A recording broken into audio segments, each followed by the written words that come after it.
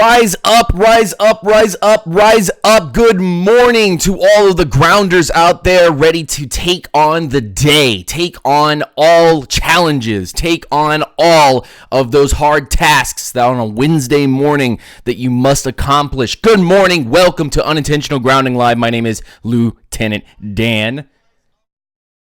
And for some reason, my microphone sounds like absolute garbage.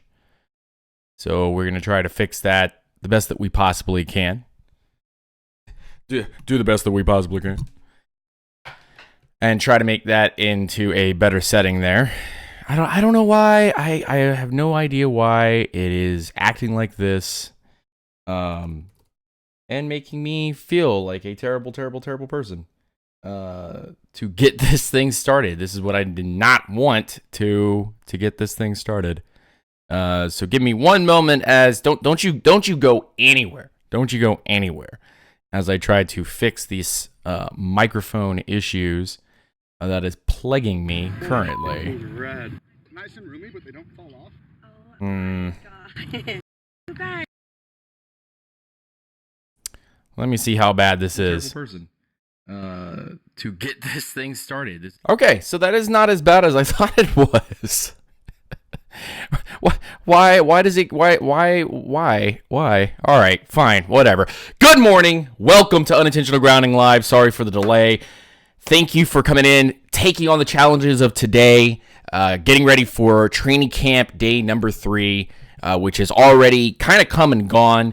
A couple of stories that we have to hit up on today, as well as the Packers have released Mike Daniels, Pro Bowl defensive tackle. They're going to be leaning on their rookies this year and that 2-4-5 base formation that they like to play, and we will talk a little bit about that as we go. Let's hit the chat and say hi to all of the grounders who are tuning in this morning, who are here, who saw the Alan Bailey film breakdown, which I already got flack on, which I have something to say about that. But good to see Jock, Matt, Tate, Solomon is in the building, Mark Hill. Hi, Lieutenant Dan, back again from the UK. Good to see you, my man, across the pond. Hope you're doing well. Brian Long, Steel Wings in the building. Jason Turner, yo. Good to see you, buddy. Who else is in my chat currently? If you have not already said hi, please, by all means, come to the chat. Say hi. I promise. I don't bite. I'm not going to bite you. It's okay. I'm not a rabid dog. It's going to be all right. And I will say hi back to you the best that I can. Fix the sound issues. Fixed some sound issues from yesterday when there should have been some goddamn announcements. Goddamn announcements that should have been done. Hello. It's me you're looking for. And we should have had some announcements yesterday. So I'm going to replay those announcements today. Just because I'm that guy. I'm that guy that's going to play those announcements because I'm a good guy. And I want to make sure that people get their real announcements put through. So yesterday, I had a couple of donations. And I want to get those out of the way. And say, hey, these guys donated to the channel because they're awesome. Roast Daxon. Good to see you, fam. Rise up. Stay grounded. Thank you for your donation yesterday. Jazzy Jeff, real talk. Jazzy Jeff, real talk. Thank you for your donation yesterday. Everybody can hear that music? Yeah, better. Fixed that nonsense yesterday. So, let's get into some notes and news. The news from today on some of the things that happened during Falcons training camp. Of course, a couple more things slowly creeping in. But yesterday, there was a Locked On Falcons podcast. You might know that from Aaron Freeman. And he decided to put his pinky toe in to talk a little bit about the 34 defense and how it would be affected by Alan Bailey, the signing, the film breakdown that I decided to do yesterday. Go check that out. But he decided, you know what? Let's go ahead and let's go talk a little bit about what if the Falcons were to change their system, their formations, their scheme to be more 34. And honestly, 3-4, 4-3, 3-5-2. Doesn't matter. Whatever you're willing to throw in there. Tyler, good to see you. Matt Tate, good to see you.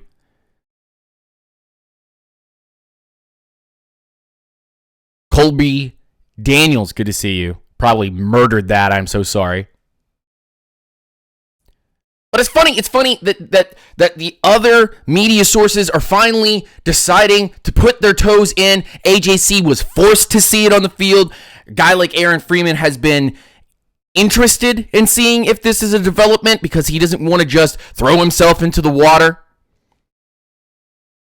I took my floaty wings, I threw them. And you know what? Lieutenant Dan doesn't need floaty wings, okay? I can swim just fine. Thank you. But I took those pretend floaty wings and I popped them. I took that life vest and I threw it. And I said, I'm going to go straight in. 34 defense. It's coming. And what do you know? What do you know? Guys start to talk within the industry about the Falcons potentially changing to a 34 or showing more 34 base looks, potentially even featuring it in their dimes or nickels. And the first thing that I have to give a huge shout out to Aaron Freeman for playing the game, playing it safe, following this road. He's been doing this a long time. But playing the game, playing it safe, following the road, making sure he doesn't just get on a hang glider one day and decide to just fly off into the sun. Unlike your boy here, Lieutenant Dan, who looks for the facts and the truth, but at the same time risks danger. But honestly, Aaron Freeman really getting into it. AJC was forced to see it on the field. The Falcoholics still potentially denying that anything like this is happening, and Rise Up Reader is off doing Rise Up Reader things. And honestly, when we're finally coming together, we're finally figuring it out, we're finally getting to the point, and we start seeing one-on-ones today. One-on-ones. Alan Bailey reported to camp today. He is out there. Rose Stackson, good to see you, my man. Rise up, stay grounded. Tyler, good to see you in here, my man. Rise up, stay grounded. I hope you're doing well.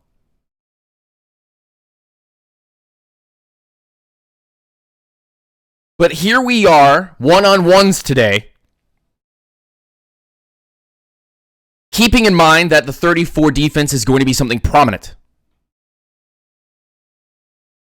And I honestly thought, okay, they're going to get these rookies to start playing against some of the big boys. Big boys versus big boys, right? Big boys versus big boys. And Chris Lindstrom takes on Jack Crawford today and gets absolutely landblasted by Jack Crawford. Pushed right into the pocket. The faux quarterback that was holding the ball had to move over. Lindstrom never lost Crawford, but he got blown into the pocket. And this is what I'm talking about when I say stay grounded. Don't hype it. Stay grounded. Don't hype it.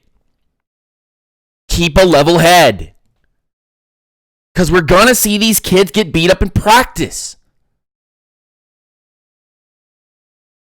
And I thought it was funny because it's just like Crawford comes out here, lays the smackdown on Chris Lindstrom, and everybody in here is acting like it wasn't a big deal. Because they're playing the card that I played yesterday, which is, it's just practice.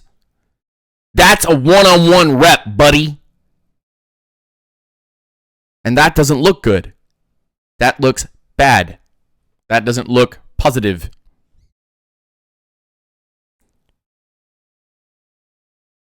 But with Lindstrom not losing Crawford, that gave me hope. There's still work to be done with Chris Lindstrom, and we know that he's going to be a good player. And some of these players like Crawford, like Hageman, which we'll get to that in just a second, guys like Tack, like Vic, like Grady, they're going to come at you. And they're going to give you everything they got, and you got to hold that. You got to hold them accountable. McGarry took on Kaminsky today. Today, and Kaminsky has the man. Look, I know the Vic Beasley haters are out there. I know they're out there. Take a sip of coffee first. Station identification. You're listening to Unintentional Grounding Live, Orlando, Florida. Draft talk, film, breakdowns, hot takes.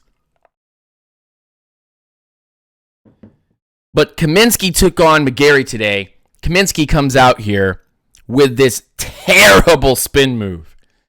And McGarry's just like, what? McGarry's like, okay. And I would like to see more McGarry versus Tack. Or Grady versus McGarry. I want to see more veterans take on McGarry. I want him seasoned. I want him spiced up. And I didn't get to really see from the Twitter sphere a lot of one-on-one situations where McGarry was taking on veterans. But Lindstrom immediately took on a veteran and got his butt served on a silver platter. Albeit Lindstrom did control how much of a fire was used on him. Did a good job of containing but losing the pocket. Crawford would not have been able to touch Matt Ryan, but the pocket was compromised at that point. I saw Rashid Hageman today. Saw a play from him against Adam Geddes, former New York Giants guard. And Hageman absolutely blew him up. Stopped a run in the backfield, at least for a 2-yard loss. And I go, I know about Rashid Hageman's power, okay? You don't need to tell me about that. But the technical savvy seems to be kind of getting there for Rashid Hageman, and that's powerful. That's powerful. That's something that I think everyone in here watching this, listening to this, watching some of these things going down on Twitter, seeing it live at camp. Shout out to those of you that are at camp live to watch some of these things. But Hageman showing some of those technical prowesses, using leverage properly, using leverage properly, using hand placement properly, keeping his eyes in the backfield, walking a guy down and then striking when he needs to. That right there is something that we wanted Hageman to show us. And it seems to be coming out quite nicely. Seems to be making a move quite nicely. And that honestly is a huge upgrade over a guy like a Shelby or a McLean. I heard Freeman talk a little bit about how the strong side defensive end is getting heavier and heavier and heavier and heavier now. Good look by Solomon to say that Alan Bailey is wearing number 66. You know he's not taking 97. You know he ain't taking 97.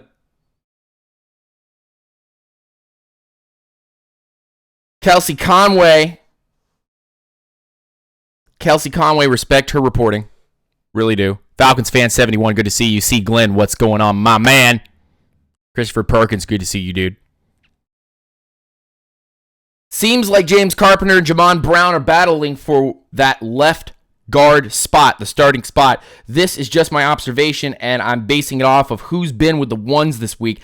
I'd say it appears Jamon Brown is getting more reps with the starters currently. And I know somewhere Matt Curley is out there getting giddy because he called Jamon Brown being the starting left guard, and he's cheering him on. And I still think that Carpenter should be the guy.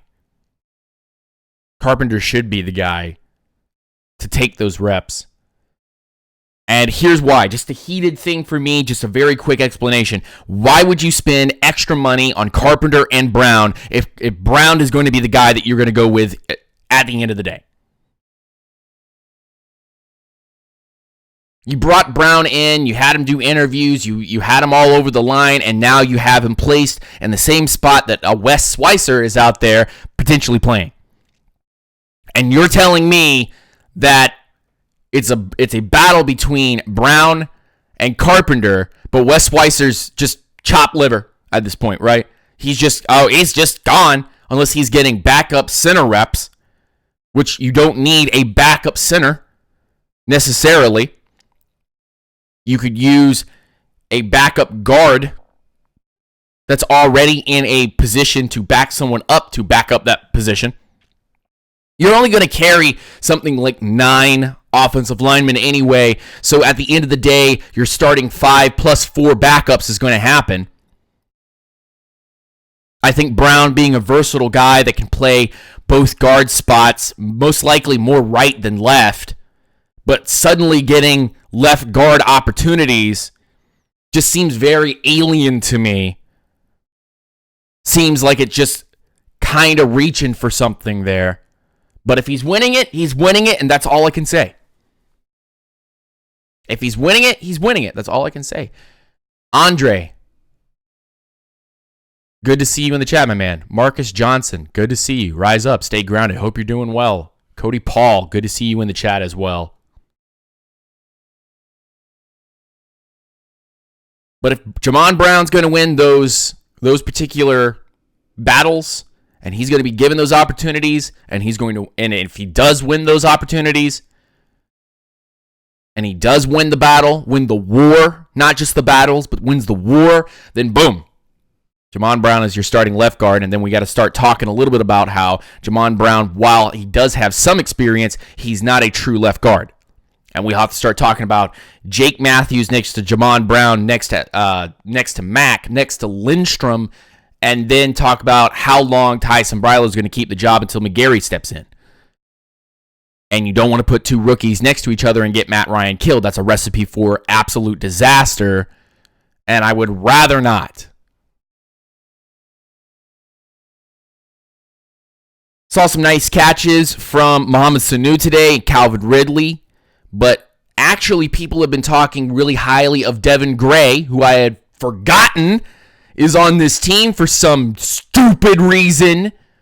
Come on, Dan. Figure it out. Your boy Devin Gray is on the team. Yesterday, I tweeted out Devin Gray and Eric Salbert are my dark horses to receive multiple snaps next year, potentially even see some plays in game and be a factor for the team going forward. And the more I think about it, the more that it looks that way for me personally. I think a guy like Devin Gray has proven many, many times already over the last year, and now through some of the training camp currently, that he could be a valuable replacement.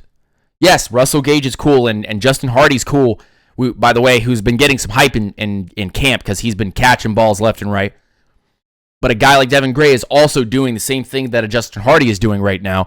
And I think that it's just, you got a guy like Eric Salbert, who's probably your number 2 tight end, and you got a guy like Devin Gray, who's probably your number 5, number 6 wide receiver, depending on how you have Gray and Marcus Green and Mohamed Sanu and Russell Gage all lined up.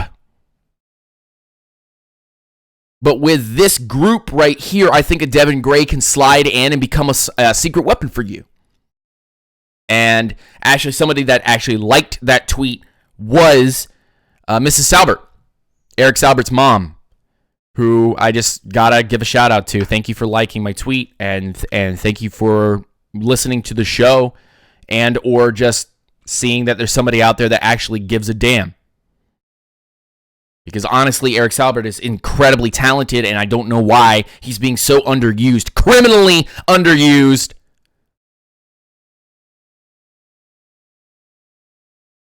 D. Ty says, do you think they'll have any cap casualties due to the extending contracts? And I'm not necessarily sure how they're going to be playing their money out, because I think there's probably only about a $3 million, and maybe Julio Jones opens up some money when he signs his contract. But honestly, I don't know if there's going to be any major surprise cap casualties, although there is one guy, and I said it last night on my stream when I got 2 dubs with these 26-inch pythons on Apex Legends. Back-to-back dubs last night. You guys missed it. You didn't tune into the Twitch stream because I saw 0 viewers. But for those of you that saw me get those dubs, which I think was like 1 or 2 people, I said during that show, answering Falcons questions, Jack Crawford could be a surprise cut on this team, depending on how they want to maneuver guys in the system. Because Jack Crawford really is solidified at only one position, and that one position being a 3-tech. Whereas if you list up everything, and I have a tweet with it with current D-line standings, go take a look at it. It's on my on my Twitter. I have a current D-line standings for the Atlanta Falcons, and a guy like Jack Crawford is listed as just a 3-tech. Whereas there's about 5 guys, burgers, and fries currently listed at least 2 positions. And it makes Jack Crawford not very valuable, although he is a good player. A guy like Jack Crawford, who, by the way, I was told today by Vanilla Falcon Strikes, who is criminally underrated. And I almost laughed my ass off because he said that on my post about Chris Lindstrom. Beating up on Chris Lindstrom. I'm like, are we really going to get into this whole Crawford is underrated storyline? Are we really, as Falcons fans, fishing for that kind of story currently?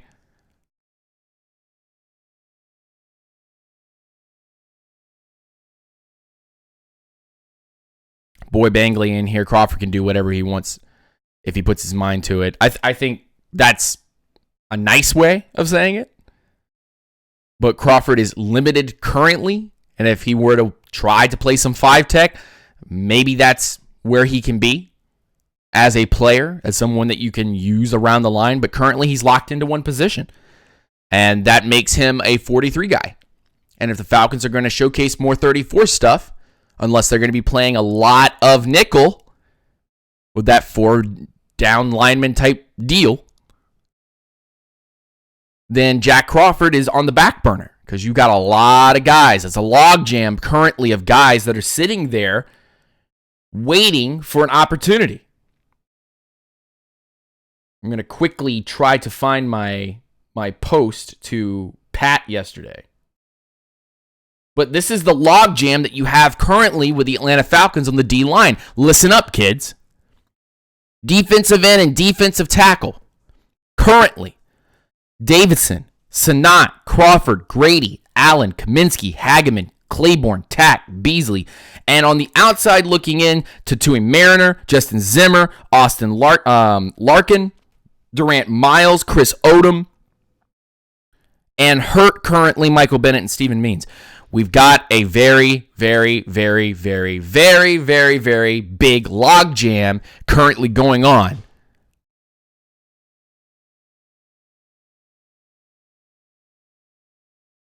Congratulations to Matt Tate, who said he's going to be a dad. Just found out Monday that he's having a boy.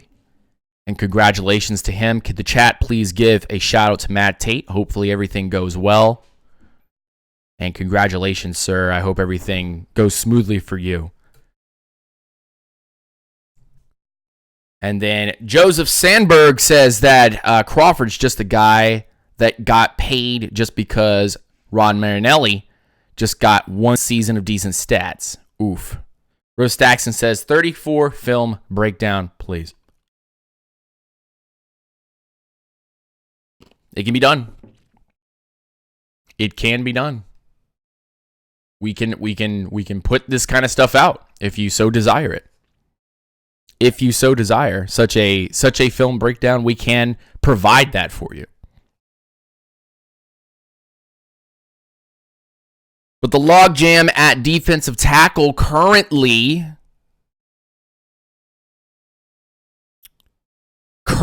right now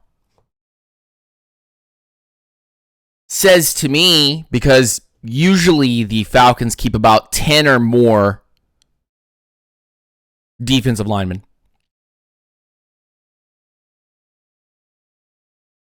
But if you're already counting, let's see, 2, 4, 6, 8, 10, just with the current guys that are sitting on the roster that we know will get first team snaps, and you have guys like Michael Bennett and Steven Means who got hurt, and you really only got 2 real defensive ends outside linebackers, I'm not counting Campbell because I keep him as a true linebacker.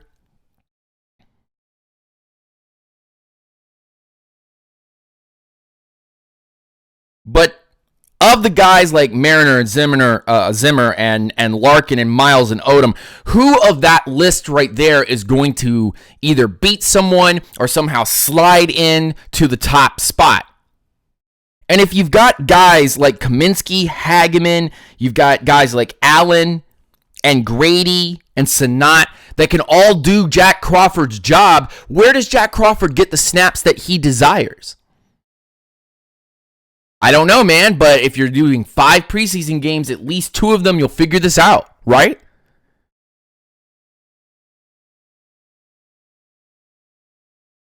I also heard some stuff today. And I'm running on, I'm not running on low energy, but I'm running on not enough coffee in my veins type energy. So we're just going to keep pumping that coffee in, all right? we pulled the truck right up to the truck stop. We got ourselves a big thing of coffee, and we're just going to down it. Probably see that really weird-looking guy at the cash register inside of the truck stop. He just gives you that weird, lazy eye looking thing. You probably know he's a nice guy, but he hands you your cup of coffee. Just like, whoa, man. Don't know if I ever want to see this guy again. Then you drink that coffee and you start down the road. You drink that coffee and you start down the road and you make yourself on that dark and stormy night down to get your current Falcons news, and you hear Lieutenant Dan on the radio saying, hey, man, we're going to be playing that 34. Now, I see a lot of people talking about the Mike Daniels cut. A lot of people are talking about the Mike Daniels cut. Former defensive tackle of the Packers.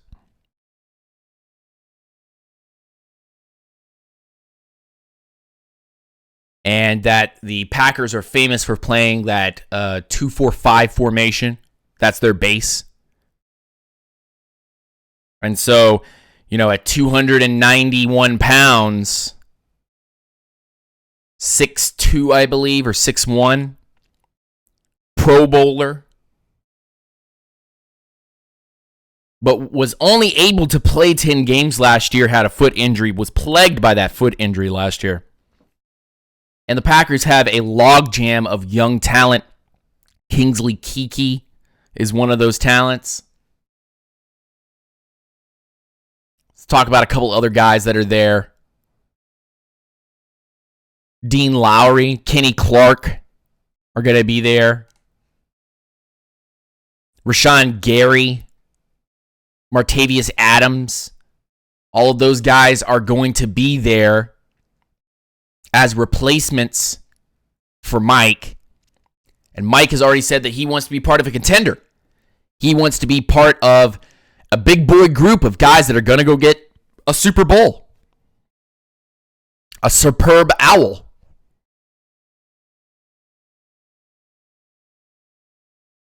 And honestly, with the logjam that we currently have, I'm just gonna put it out. I'm just gonna put it out for all of the Falcons fans who are already trying to push this narrative. Where is he getting his snaps if we already have a logjam and we already don't know if Crawford's gonna make this team? I'm pushing that narrative. That's the narrative that I'm gonna push. I'm going to push the narrative, where does Jack Crawford get his snaps outside of being a backup?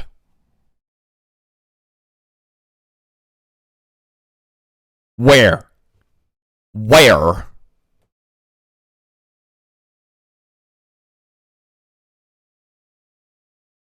And honestly, for you guys, I think that a guy that big, that strong, that willing to go out and do that blue-collar work would completely fit in the system that we're looking for, but it just comes down to numbers games at that point. It comes down to snaps. It comes down to money. And it looks like currently Packers made that cut because he was due $7.6 million and cleared up $8.3 for cap space for Green Bay, who will most likely be shopping for somebody. Don't know who's going to be their target. Don't know if they're going to be trying to extend somebody. But having a veteran like Daniels getting cut presents opportunities for the young bucks. No, I don't mean one of the greatest tag teams in the entire world and wrestling. No, I mean all of the young superstars that they are trying to groom there in Green Bay. I keep hearing people also talk about Eric Berry. Eric Berry.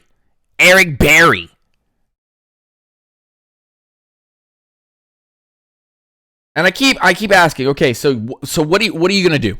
What are you going to do? I hear this all the time. And I present this to people, and then they don't have an answer for it. So I'm going to present it to people, and I'm going to see if they have an answer for it. Chat, you answer this. If Eric Berry comes to Atlanta, whose job is he taking? Because obviously you're going to want to start Eric Berry. You're going to want to put him in a starting position, put him in a place to succeed. Where does Eric Berry get his snaps? Ricardo Allen?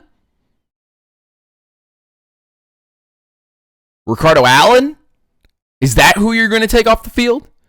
It ain't going to be Neal, which means now you're getting to that third safety spot.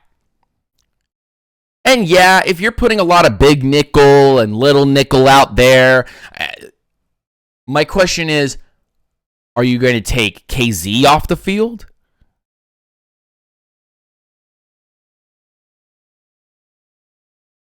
I'm not touching that with a 25.5 foot pole, Mr. Grinch. Ain't happening, buddy. Ain't happening. And I'm not putting, and this is why I continue to say this. In a big nickel situation, one of your safeties is playing in the box. The second safety is playing middle of the field, and the third safety is playing deep. Potentially how you line up your zone coverage, or potentially how you're running your man-to-man. But at the end of the day, when you play big nickel and you're playing three safeties, one of those safeties still needs to be a hard hitter. And I don't want Eric Berry to take one more hit, especially with the Atlanta Falcons, because if he gets injured, that's just a waste of time. If he gets injured, that was a waste of money and a waste of time, and everybody goes, then Falcons fans play the game. They play the game. Falcons fans play the game better than anybody else does. Any other fan base does. They, at one point, they're all for something, and the moment that it turns sour or even looks like it might potentially turn sour, then they go, that was a waste of time. We wasted money, Eric Berry. We shouldn't have done it. I love what Dan Quinn just said not too long ago. I think it was yesterday, where he goes, we signed Alan Bailey, jokingly saying, we signed Alan Bailey because we wanted Georgia fans to stop bitching. We finally got a dog. And all the Georgia fans were like, ha, ha, ha, ha, ha, ha, ha, ha. Ooh, you're so funny. Dan Quinn, you're so funny. So hilarious, Dan. I think you're the funniest guy. Ha, ha, ha. But in the back of their minds, they're all like, yes, finally, we got a Georgia guy. Finally got a Georgia guy. Somebody that we can root for. Alan Bailey. Ha, ha, ha. We can root for him. God damn, just root for the Falcons, man.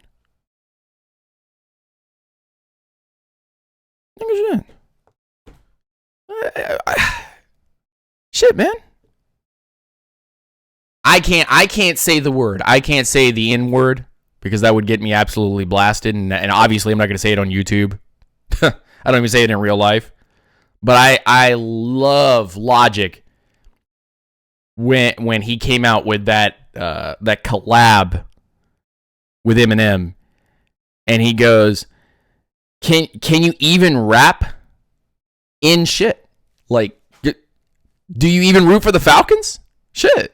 Like, what's your deal, man? You'd rather root for your college team and the college players wherever they go versus rooting for your team?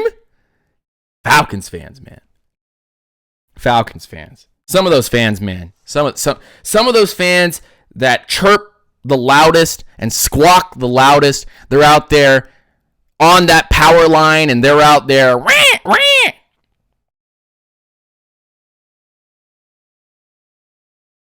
Like parrots. Really annoying macaws. Dan Quinn, you didn't get yourself another Georgia player. We're going to be bad. Why didn't you get talent that's grown in your backyard? And meanwhile, Dan Quinn's like, I don't control that. I don't control that. Drafts don't work that way. That's not how that works. That's not how that works. You don't key in just on Georgia players. You don't know where they're going to land in the draft. What are you doing? What? The talent's right there. You could have drafted them. Stop. You sound stupid. You sound really stupid. What's your take on the media bashing Quinn about his guest coach on Monday? You're talking about the Maryland guy. I think it was too soon for Dan Quinn to be bringing that guy in. It's just too soon. And it's unfortunate. It's unfortunate that incident happened. If you don't know about the incident, the Maryland coach running his practice, hot day, one of his players dehydrated, died. Kind of his fault, kind of not his fault. And honestly, I don't know the full story with that. I don't know if they have an indoor facility. I don't know if it was a record high that day for heat. But during the summer, some of these things potentially lead to dehydration, sunstroke. So it's tough to gauge that kind of stuff, and it's just unfortunate. It's just really unfortunate. So bringing in that coach maybe was just too soon. It's just too soon to be trying to do that. And I think Quinn is a good guy, and I think Quinn is a good coach, and I think Quinn is a good players coach, and he understands what's going on. And I think that he also understands from a media standpoint, a social standpoint, that it's about time that we try to get over this terrible tragedy. and try to move on with it. But unfortunately, this is just maybe a little too soon for that type of move. But I think the good intentions were there, and I think the media can, and I'm part of the media, I think the media can shut its mouth and stop talking about it. I think the media can shut their mouths and stop talking about it and see it for what it is, a gesture, a good gesture of faith. You know? If I'm going to leave it open for anybody that wants some questions answered right now. Get your questions in the chat right now. Donated questions. So if you donate to the channel through Super Chat, if you subscribe to the channel and you have a question, those questions will be prioritized. I will answer those questions first and put more length on those questions. That being said, open it up for questions and take a sip of coffee and continue on with some burning things on my mind before we end this show today. And then later today, we will be doing some Apex Legends where if you were part of yesterday's stream, you saw me not only take on a team of 3 and obliterate them by myself, but then turn around and grab 5 more kills and 1,000 damage and win the game and flex my pythons. Flex these things. My arms are skinny too, and the definition shows.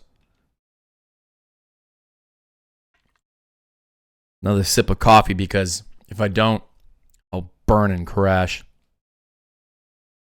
Matt Tate with the first question today. Will Matt Ryan have better stats this year than his MVP season? Let's pull up Matt Ryan's stats from 2016.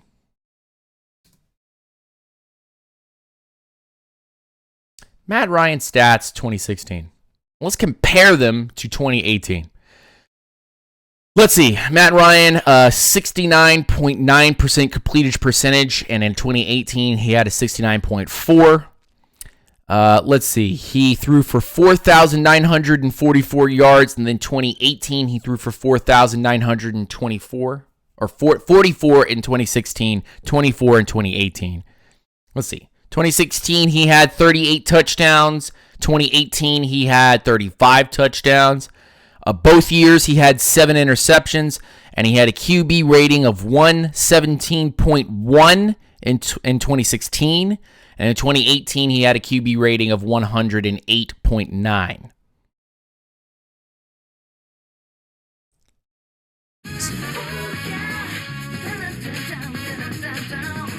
Taylor McPherson with the $10 donation in the Super Chat. Rise up, stay grounded, my man. That is a Ric Flair. Woo! For you, sir.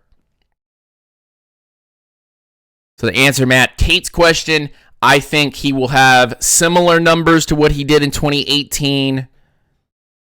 I don't think he's going to be beating out his MVP numbers, but I could be wrong. Taylor says, "You're awesome, Dan. I'm big on this team this year. Do you think we'll play more 34 than 43? Let's talk about this for a second. Will the Falcons play more 34 than 43?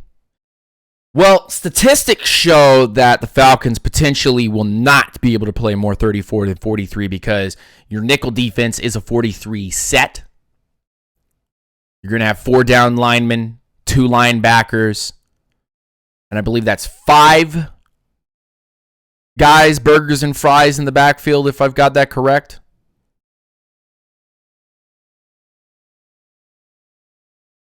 So the Falcons play 70% nickel.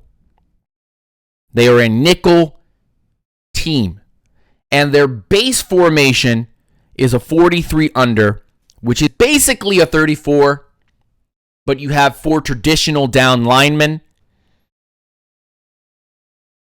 Although in that 43 under, one of those down linemen is a tweener defensive end. Play quick speed. because of the way that Dan Quinn has been kind of talking a little bit about how he did not like what he saw from the last few years, looked over thousands of plays, looked over many years of work, all the way from his Seattle days to his current time with the Atlanta Falcons, and he looked at where teams are exposing the field. And that right there should tell you everything. He said he didn't like what he saw. And that right there should pretty much open up the idea that he did not like what he saw from his nickel defense and execution. He did not like what he saw from his 43 under defense in the way that teams were attacking it on the field. And so, of course, Dan Quinn brings in inquiring minds, guys like the defensive coordinator from Kansas City. Bringing in those guys and making opportunities, making lemonade out of lemons. He goes, let's add some crucial pieces during the free agency period as well as in the draft. And let's add those guys to the mix and potentially play more 34 looks to open up opportunities for guys like Tat McKinley and Vic Beasley, and then allow us to put some of the better players that we have currently on our D-line, guys like Grady Jarrett, guys like Hageman, guys like, we can continue on with guys like Sanat and Davidson, guys that they've added currently, and put those guys in that 34 set, featuring some of the heavier guys that we've been blown up on the run game, putting those guys on the mark and adding more linebacking talent out there, guys that we already know who are succeeding. So, with that being said, when you're trying to feature guys in a better way, and good to see Mad Mike Sports in the chat, he says, screw you, Dan. Screw you, sir. Don't know what your problem is, buddy. Chill out. I promote your channel.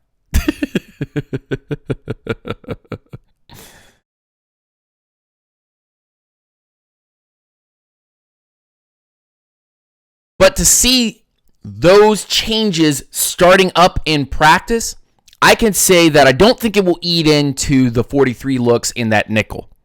But if the Falcons play more dime or they play more bear, I could see the numbers fluctuating, but to answer your question verbatim, I don't think they're going to be playing more 34 than 43, but I would love to see a lot of 34 defense. Honestly, would like to see more 34 defense. I would like to see more 34 defense. And that would honestly excite me to see that go down. We're going to leave this open for a few more questions. We're going to read a couple that were not donations. What do you think about us kicking the tires on Eric Berry in the absence of J.J. Wilcox? He'd give us a hometown discount. I don't think he'll give you a hometown discount, and I don't think you leave a guy as talented as Eric Berry, even though he's injury prone, as not a starter. So if you're bringing in Eric Berry, you're bringing him in to start. If you're bringing in Eric Berry, you're bringing him in to start. And he's not starting over Allen. He's not starting over Neal. And he's definitely not starting over KZ. So, yeah, that's not happening. Would highly doubt that something so absolutely atrocious and a waste of money, in my opinion, would happen. Cody Paul says that Lieutenant Dan, that parrot impression is off the chain. Thanks, man. Appreciate it, buddy. Mad Mike Sports is upset. I mean, he's Mad Mike, but he's upset. I'm doing my streams too early for him, he says. Chat, do you think I'm doing my streams too early? Do you like these early streams?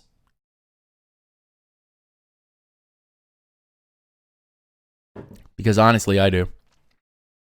I like waking up early in the morning. I like sipping my coffee. I like seeing the news from the day and giving you the readout. Patriots signing tight end Lance Kendricks. Dan Quinn said he would imagine Julio and Dion being back in practice in the next 2 weeks. They have progression plan in place. Dan Quinn talked about how James Carpenter, Jamon Brown played in pads. Both guards had some slip-ups throughout practice and got beat, but their size is undeniable.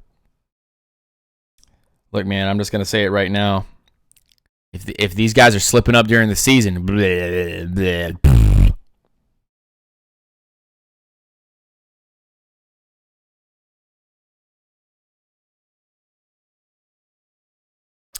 Kamel Ishbel will work 75 at safety and 25 at linebacker.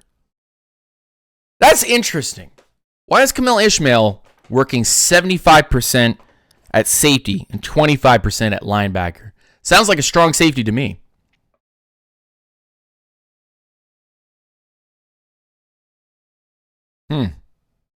Did you check out Aaron Freeman Twitter? He has a list of notable cuts to be made during the preseason.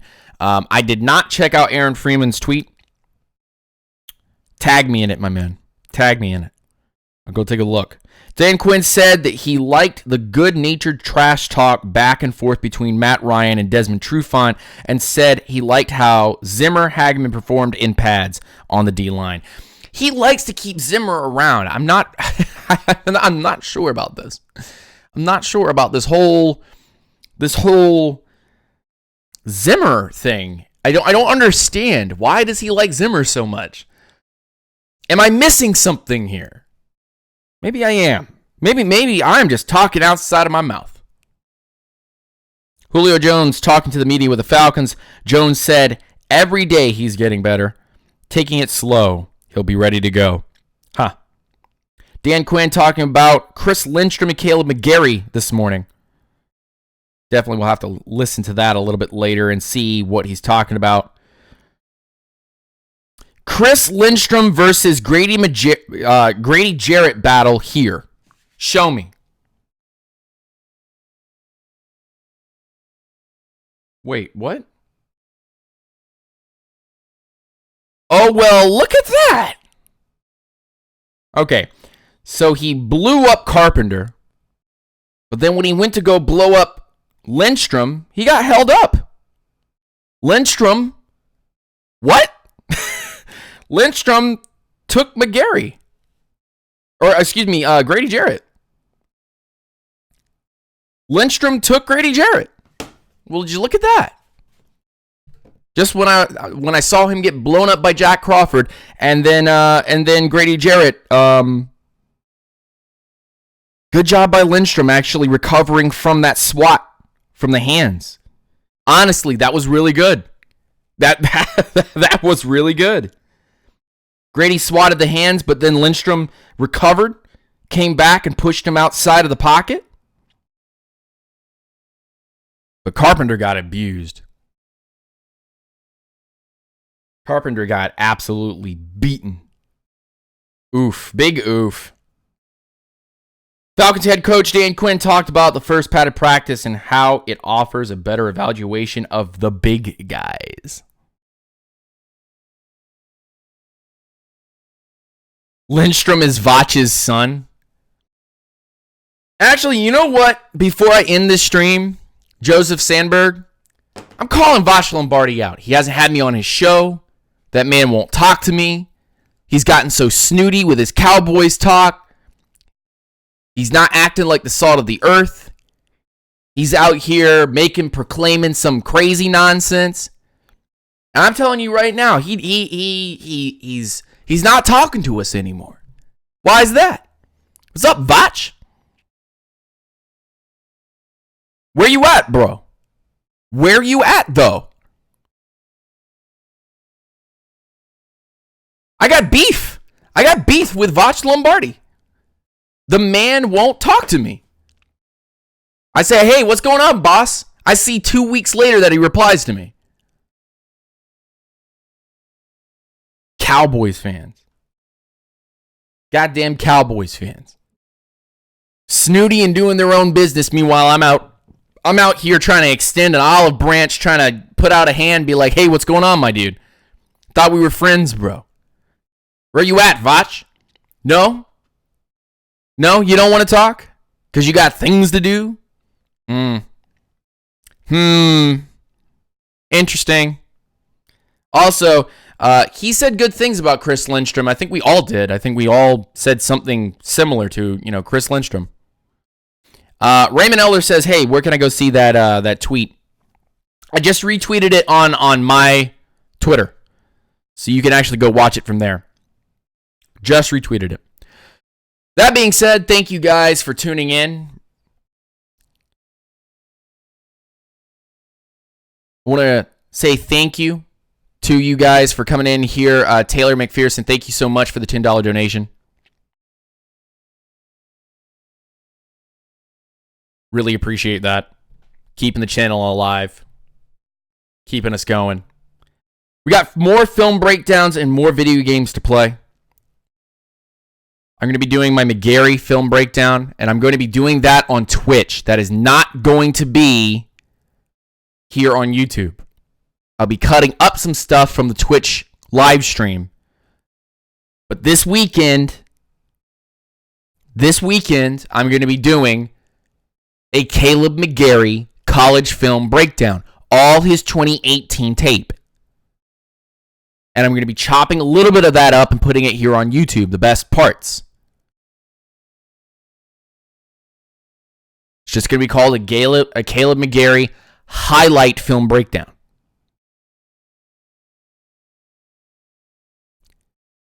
In the link, in the description of this video, there are links.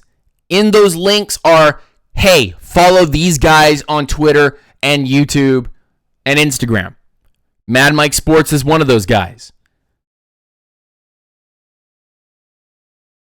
Mad Mike Sports in here trying to plug that sub stuff like he's on my channel right now. Like he's over here trying to do stuff. I got you covered, man. Say no more. It's okay. Don't have to come on my channel and be like, oh man, make sure you subscribe to Mad Mike Sports. I got you, fam. Say no more.